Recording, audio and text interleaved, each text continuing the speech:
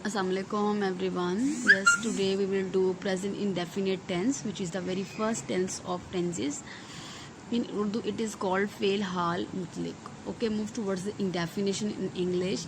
Basically, you can say it is not a definition. It's a hint to give you more information. What is a simple tense? ठीक है, or simple present tense. It is also called. ठीक है.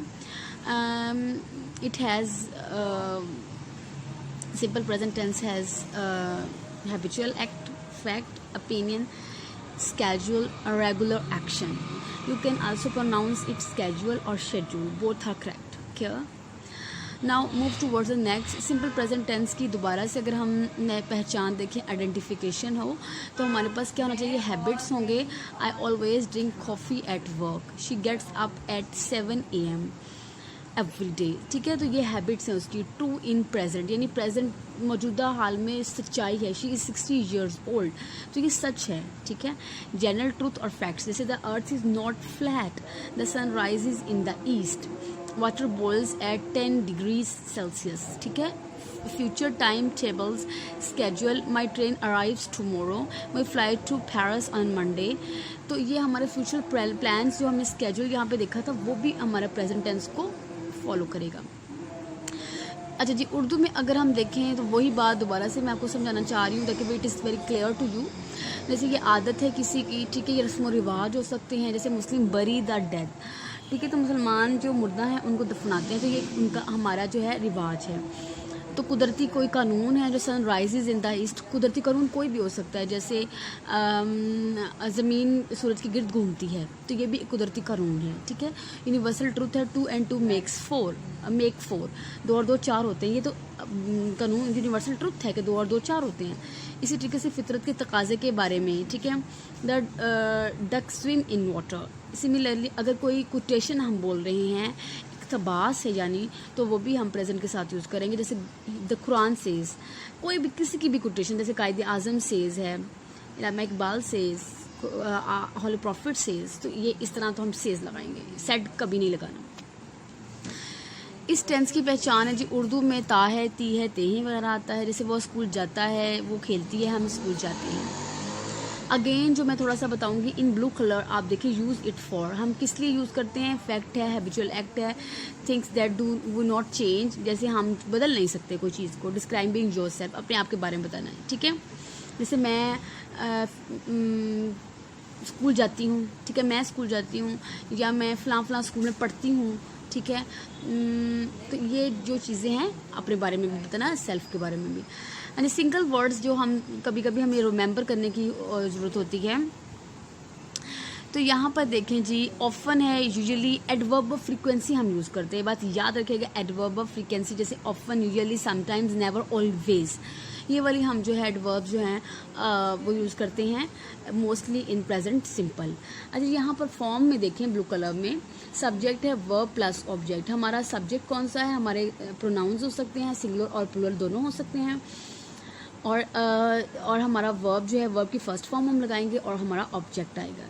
ठीक है. और अगर हमारे पास negative और इंट्रोगेटिव आएंगे, हम डू और डज लगाएंगे. डू और डज जो है हम किन किन के साथ लगाएंगे वो भी हम देखेंगे. डू और डज किस किस के साथ हम लगाएंगे. पहले आप ये याद रखिएगा, हमारे पास वर्ब है, जैसे ही, शी, इट्स, हमारे जो सब्जेक्ट उनके साथ हमने एस और यस का इजाफा करना है. मोस्टली हमने देखा है. ठीक है.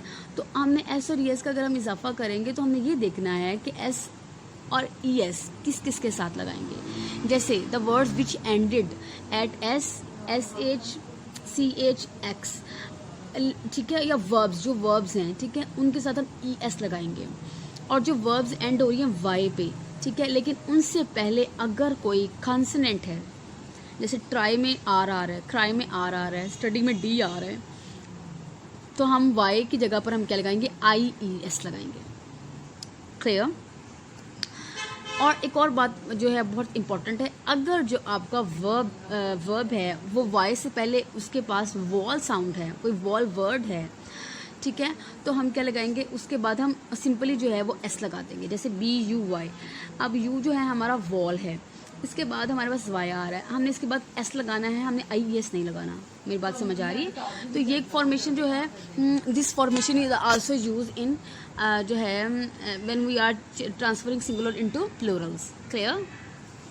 अच्छा जी, अब ये भी याद रखिएगा कि हमने डू किसके साथ लगाना है, ठीक है, और डज के साथ किसके साथ लगाना है, और डू किसके साथ लगाना है।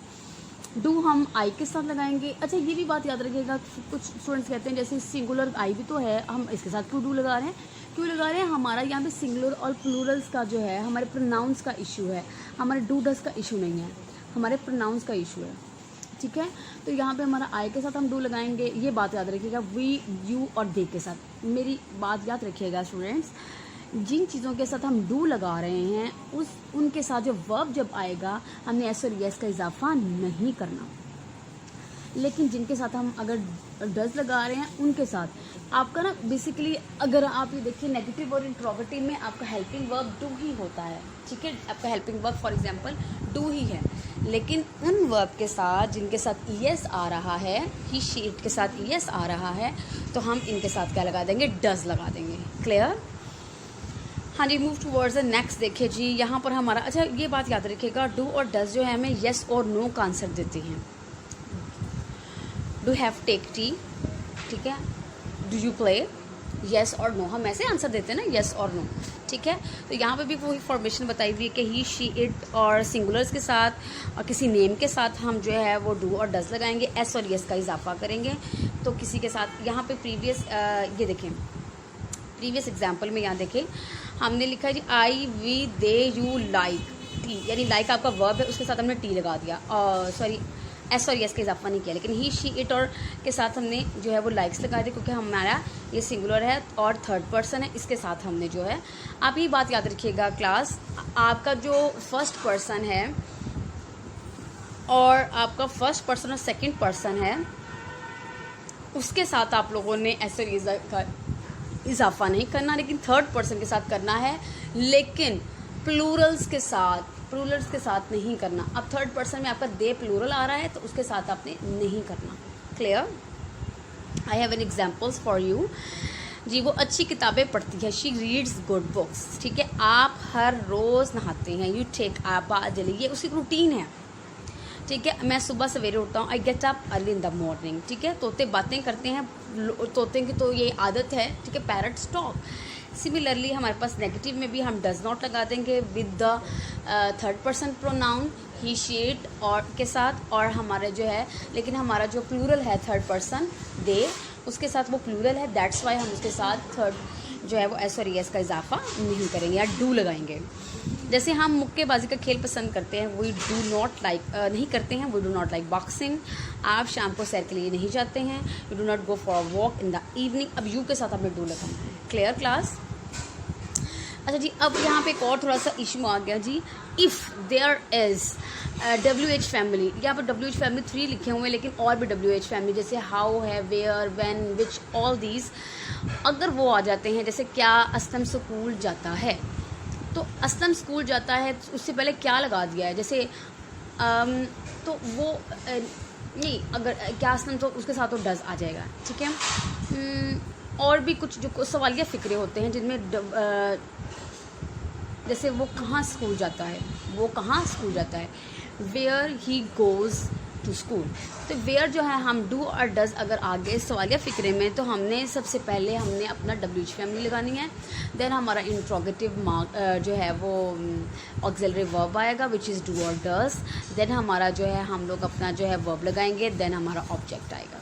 जैसे यहाँ पर है जी, हमारे पास यह देखिए वर्ब के फॉर्म के साथ जो है हमने डू और डज का भी ये बता दिया मैंने आपको।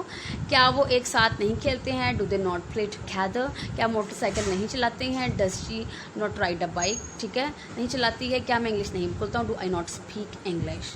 तो क्या एहसान, अभी एहसन जो है, एहसान जो है he is a singular person, तो इसके साथ हम डज लगाएंगे। Clear?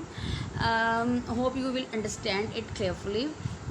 To understand more it, you must read these things clearfully, ठीक है, एंड आल्सो दीज डेफिनेशंस या these identification in Urdu, then it will be more clear to you. बाकी ये कोई मुश्किल नहीं है, बस आपने एक और ये वाला चार्ट जो है, this chart is very important. ये वाला चार्ट हम जो सिंगुलर प्लूरल बना रहे होते हैं तब भी यूज़ करते हैं। It's enough for today, hope you will understand, take care, bye bye.